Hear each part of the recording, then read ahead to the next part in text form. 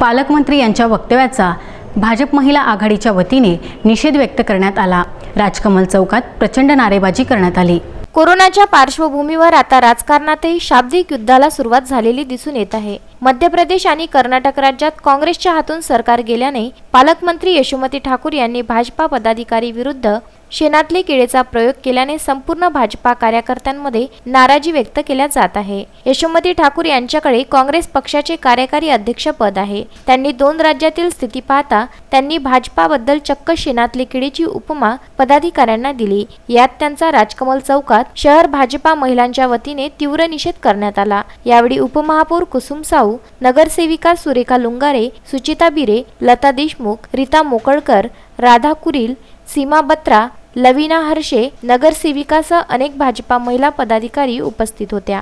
पालकमंत्री यशोमती ठाकूर यांनी वक्तव्य मागे घेऊन माफी मागितली नाही तर आणखी उग्र आंदोलन करण्याचा इशाराही यावेळी देण्यात आला।